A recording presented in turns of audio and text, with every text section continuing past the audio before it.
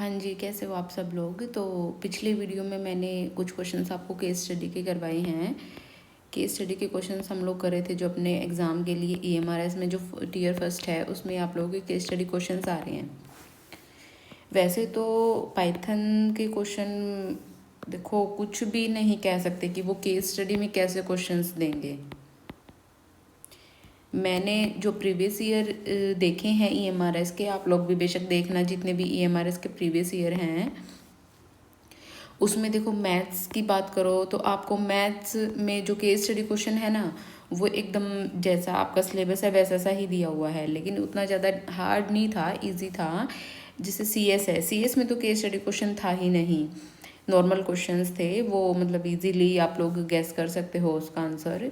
और जैसे geography subject था, ज्योग्राफी सब्जेक्ट में भी इजी क्वेश्चन था, उसमें भी आप लोग क्वेश्चन पढ़ के इजीली गेस कर सकते हो कैसा क्वेश्चन था।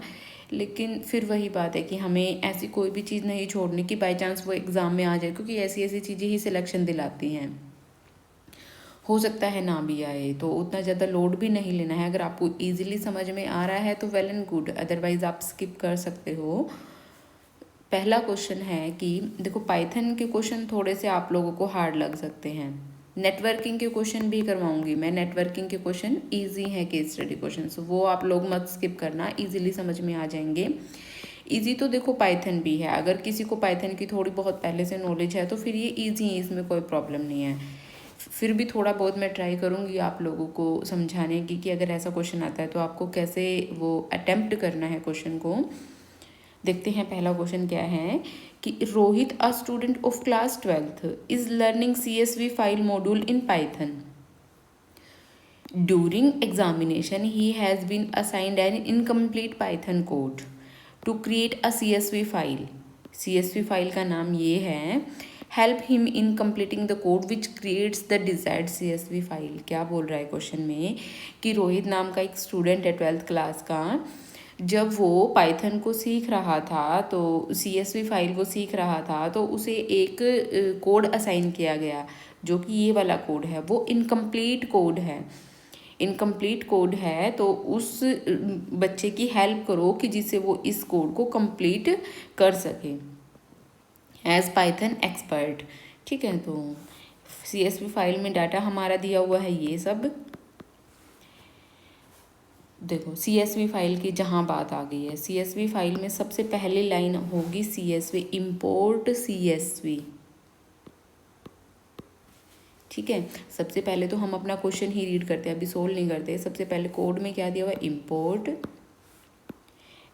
उसके बाद एक FH नाम से वेरिएबल बनाया है, ओपन किया है फाइल को। ठीक है, उसके बाद राइटर नाम का ऑब्जेक्ट लगा करके जो भी हमने फाइल में राइट करना है वो करेंगे। देन उसके बाद डाटा नाम से एक लिस्ट ली है और हेडर नाम से भी एक लिस्ट ली है, उसमें roll number, name, class, section store करवाया है। उसके बाद डाटा में क्या किया है, जो डाटा नाम का वेरिएबल था, जो हेडर हमारे पास लिस्ट थी उसको अपेंड कर रहे हैं। देन फॉर लूप लगा करके हम रेंज 5 तक जा रहे हैं। उसमें क्या क्या स्टोर है हमारा, रेंज लगा करके हम क्या क्या यूज़र से पूछ रहे हैं, रोल नंबर पूछ रहे हैं, नेम पूछ रहे हैं, क्लास, सेक्शन। देन उसके बाद REC नाम से हमने एक अलग से वेरिएबल बनाए हैं, उसमें हमने एक ब्लैंक लिस्ट ली है। ठीक है, डाटा डॉट अपेंड REC, जो भी हमने ये पूरा का पूरा सब लिया है उसको क्या किया है कि डाटा में हमने उसको स्टोर करवा दिया है। उसके बाद है राइटर नाम से फिर हमने एक ऑब्जेक्ट लगाया है, उसके बाद फाइल को हमने क्या कर दिया, क्लोज कर दिया। तो देखते हैं क्या करना है क्वेश्चन में। अब हम चलते हैं अपने क्वेश्चन की तरफ कि क्वेश्चन में क्या पूछा। अभी तक तो हम क्वेश्चन पढ़ रहे थे, अब देखेंगे कि पूछ क्या रहा है क्वेश्चन में। देखो,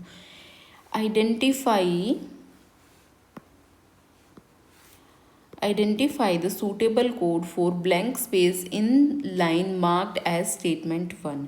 जो आपकी स्टेटमेंट 1 दी है इसमें हमें क्या फिल करना है, तो क्या फिल करना है, देखो सबसे पहले जहाँ भी CSV फाइल की बात आएगी, जहाँ भी आप लोग CSV फाइल को देखोगे तो सबसे पहले हमें जो CSV फाइल को इंपोर्ट करना पड़ता है अपने मॉड्यूल, तो उसे हम सबसे पहले क्या करेंगे, इंपोर्ट करेंगे। तो इंपोर्ट करने के लिए हमें पाइथन केस सेंसिटिव लैंग्वेज है हमारी, तो हमें ध्यान रखना है जो भी एग्जैक्ट वर्ड है हमें वही लगा करके इंपोर्ट करना है। तो इंपोर्ट करने के लिए हम सबसे पहले क्या यूज़ करेंगे, CSV। ये ध्यान रखना है पूरा का पूरा स्मॉल में होगा। तो स्टेटमेंट 1 कंप्लीट। देन उसके बाद FH ओपन करना है हमें अपने जो हमारी फाइल है उसे। तो उसे किस मोड में ओपन करना है, देखो फाइल को ओपन करने के लिए 3 मोड होंगे आपके, रीड, राइट एंड अपेंड। इनमें भी अलग अलग फर्दर होते हैं, मैं आप लोगों को क्वेश्चन में आगे बताऊंगी। लेकिन फ़िलहाल के लिए हमें देखो आप लोगों को क्वेश्चन पढ़ के थोड़ा बहुत आप समझ पा रहे हो, तो हमें यहाँ पे फाइल को सिर्फ रीड नहीं करना है, हमारे पास जो भी जितना भी डाटा दिया है हम उसको देखो अपेंड करके अपनी फाइल में, देखो सबसे पहले तो हमने हेडर को अपेंड कर दिया, देन उसके बाद जो भी ये डाटा है उसको हम अपेंड कर रहे हैं अपने रिकॉर्ड नाम के वेरिएबल में, और उसके बाद उसे राइटर नाम ऑब्जेक्ट लगा के अपनी फाइल में लिख रहे हैं, राइट कर रहे हैं ना अपनी फाइल में। अभी तो हमारी फाइल है जो जितना भी ये डाटा है उसको पूरी को राइट करेंगे फाइल में। तो जब हमें राइट करना है तो राइट करने के लिए हमें अपनी फाइल को राइट मोड में ओपन करना पड़ेगा। तो हमारी फाइल का नाम जो है हमें वो क्वेश्चन में दिया हुआ है ऑलरेडी, इस चीज़ का ध्यान रखना है कि जो हमारी फाइल का नाम है वो हमारे क्वेश्चन में दिया है या नहीं दिया है। तो हमारे क्वेश्चन में तो फाइल का नाम दिया है ऑलरेडी, तो फाइल को जिस भी मोड में ओपन करना है वही हम लिख देंगे। देखो सेकंड क्वेश्चन पूछा है, identify the missing code for blank space in line marked as statement 2। Statement 2 में हम क्या लिखेंगे, तो सबसे पहले यहाँ पे आएगा जो फाइल का नाम है, फाइल का नाम हमारा क्या है, student.csv। एग्जैक्ट ऐसे ही होना चाहिए, जो स्मॉल में है वो स्मॉल में, जो कैपिटल में है वो कैपिटल में। ये हमारा सेकंड स्टेप होता है, ठीक है। तो उसके बाद student.csv, student.csv देखो 2 हैं, ठीक है। उसके बाद हमें देखना है कि नेक्स्ट में क्या आएगा। अब हमें राइट करना है ना अपनी फाइल में, तो हम किस में चाहेंगे, राइट में। तो हमारा करेक्ट ऑप्शन क्या होगा, सेकंड। उसके बाद है डाटा को हमने एक डाटा नाम से अलग से वेरिएबल ले लिया, देन उसके बाद हेडर नाम के वेरिएबल में हमने roll number, name, class and section को स्टोर करवाया। उसके बाद डाटा डॉट अपेंड हेडर में ये सारा का सारा जो भी था डाटा नाम के वेरिएबल में, इसे हेडर जो था ये इसको अपेंड करवा दिया। ये सारा का सारा किस में चला गया है, अब हमारा डाटा वेरिएबल में। देन उसके बाद फॉर आई इन रेंज 5, हमें 5 देखो 1 2 3 4 5 हमें 5 ही स्टोर करवाने ना नाम। तो हम कितने तक चलाएंगे अपने लूप को, 5 बार चलाएंगे अपने लूप को, क्योंकि हमें 5 बार डाटा को एंटर करना है। उसके बाद है उसमें क्या क्या होना चाहिए, जो भी हम डाटा एंटर करवा रहे हैं उसमें रोल नंबर है हमारे पास, नेम है और क्लास और सेक्शन है बच्चे का, ठीक है। तो ये सारी हमें क्या करवाना है, एंटर करवाना बच्चे को। देखो roll number, name, class and section. उसके बाद है कि एक रिकॉर्ड नाम से अलग से लिस्ट ली है, ठीक है। इसमें अब देखो उसके बाद स्टेटमेंट 3 तो हमने छोड़ ही दिए हैं। तो स्टेटमेंट 3 में क्या आएगा, STU writer is equals to STU dot CSV dot. इसमें क्या आएगा देखो देखते हैं, choose the function name with argument that should be used in blank space line marked as statement 3। तो statement 3 में हमारा क्या आएगा, हम देखो CSV नाम से जो भी हम अपना अलग से ये लिख रहे हैं, STU डॉट राइटर नाम से हमने ऑब्जेक्ट बनाया है, इसमें हमें राइट करना है। राइट करने के लिए हमें क्या लिखना पड़ेगा, सबसे पहले तो हम देखेंगे कि राइट करने के लिए जब बात आ जाएगी तो हम राइटर का यूज़ करेंगे, राइटर, ठीक है, राइटर। तो इसमें राइटर तो हम लगाएंगे, लेकिन राइटर में हम किसको राइट करेंगे, जो हमने ये फाइल है हमारी इसी को राइट करेंगे। तो यहाँ पे क्या आएगा हमारे पास, FH। करेक्ट ऑप्शन क्या हो जाएगा हमारे पास, थर्ड ऑप्शन। उसके बाद है नेक्स्ट क्वेश्चन, जो REC नाम से हम लोगों ने अलग से एक और लिस्ट बनाई थी, उसमें हमें क्या करना है। देखो REC में हम किसको स्टोर करवाएंगे, पूरा का पूरा रोल नंबर को, नेम को, क्लास को, सेक्शन को। वो सारा का सारा जो भी हम यूज़र एंटर करता जाएगा वो REC में क्या होता जाएगा, लिखता चला जाएगा। सपोज करो यूज़र ने रोल नंबर 1 किया और यहाँ पे अक्षय किया, देन क्लास में क्या किया, 12th किया, और सेक्शन में क्या किया, A किया। तो वो सारा का सारा REC में स्टोर हो रहा है। REC में स्टोर होके वो क्या आएगा, जब हमारा रेंज 1 2 3 4 0 1 2 3 4 5 के लिए चलेगा, ठीक है। 0 1 2 3 4 के लिए चलेगा, 1 2 3 4 5, ठीक है।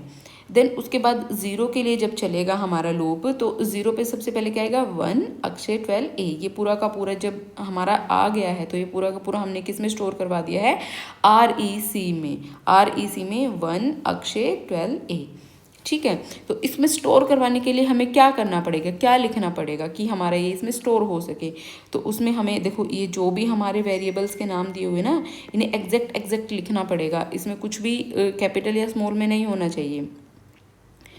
Identify the suitable code for blank space in line marked as statement 4। तो स्टेटमेंट 4 में हमारे पास क्या आएगा, रोल नंबर, ठीक है, roll number, name, class, section, ये हमारे पास क्या आ जाएगा हमारे REC में। जब ये हमारे पास इसमें आएगा रोल REC में, तभी तो वो सारा का सारा स्टोर होगा। स्टोर होकर के फिर वो हमारा REC जो है वो अपेंड हो गया है किसमें, डाटा में। जो अपेंड फंक्शन है वो लिस्ट का फंक्शन है। इसमें क्या होता है अपेंड में कि जो भी आप डाटा एंटर कर रहे हो वो हमारा वेरिएबल में क्या होता चला जाता है, लास्ट में स्टोर होता चला जाता है। अब हमारे पास REC में ये सब आ गया 1 अक्षय 12 ए, तो अब वो हमने क्या करवा दिया, अपेंड करवा दिया। अपेंड करवाने के बाद वो किस में चला गया हमारे पास, डाटा में। देखो डाटा में आपने पहले एक और चीज़ स्टोर करी थी, डाटा में इससे पहले आपने हेडर को स्टोर किया था ना, हेडर पूरा का पूरा आ गया है हमारे पास डाटा में। देन जो हमने एक बार लूप चलाया है, एक बार लूप चला के हमने क्या स्टोर करवाया है, अक्षय 12 ए, 1 अक्षय 12 ए, ये पूरा का पूरा स्टोर कराए। तो ये दोनों चीज़ें हमारी किस में चलेगी, डाटा में चलेगी। अब 0 के लिए तो हमारा लूप चल चुका है, अब 1 के लिए फिर से चलेगा। 1 के लिए हम 2 अभिषेक 12 ए ये सब चलाएंगे। तो ये सब हमारा लाइन बाय लाइन क्या होता चला जाएगा हमारे इसमें डाटा में स्टोर होता चला जाएगा, ठीक है। उसके बाद अब डाटा में ये स्टोर तो हो गया, देन इसे हमें क्या करना है, अब इन सभी को लाइन बाय लाइन स्टोर भी करवाना है। उसके बाद लाइन बाय लाइन स्टोर करवाने के लिए हमें क्या करना पड़ेगा, क्या स्टेटमेंट नंबर 5 में क्या करेंगे, क्या पूछा है, choose the function name that should be used in the blank space of line marked as statement 5 to create the desired CSV file. तो CSV फाइल बनाने के लिए हमें अब क्या करना पड़ेगा, अब वो डाटा में तो पूरा का पूरा स्टोर हो चुका है डाटा नाम के वेरिएबल में, लेकिन अभी वो हमें हमारी जो CSV फाइल है उसमें लिखना भी तो है उसे कंप्लीट। तो उसमें क्या ऑब्जेक्ट लगेगा हमारा, जो हमारी ये CSV फाइल थी stu. इसमें हमने करवाया था ना लास्ट में स्टोर, तो stu.writer नाम लगा करके हम राइट रोज, जो हमारा ये फंक्शन होगा राइट रोज लगा करके उसमें कंप्लीट हम इसको करवा देंगे, स्टोर करवा देंगे। और उसके बाद हमारी क्या हो जाएगी, फाइल क्लोज हो जाएगी। देखो डंप तो बिल्कुल भी नहीं हो सकता, डंप और लोड हैं जो ये हमारे बाइनरी के होंगे। डंप से क्या होता है, हम डाटा को लिखते हैं, और लोड से क्या करते हैं, डाटा को रीड करते हैं। राइट रो नाम का कोई फंक्शन नहीं होता, राइट रोज नाम से होगा, ठीक है। उसके बाद नेक्स्ट क्वेश्चन है, हम नेक्स्ट वीडियो में करेंगे। अभी के लिए आप कमेंट बॉक्स में बताना कि आपको क्वेश्चन समझ में आया है या नहीं आया है। अगर समझ में आया है तो यस कमेंट करना, नहीं समझ में आया है तो भी बताना कि क्यों नहीं समझ में आया, जिससे कि मैं नेक्स्ट वीडियो बनाऊं तो आपको और अच्छे से समझा सकूं। ठीक है guys, okay bye, and like share and subscribe our channel.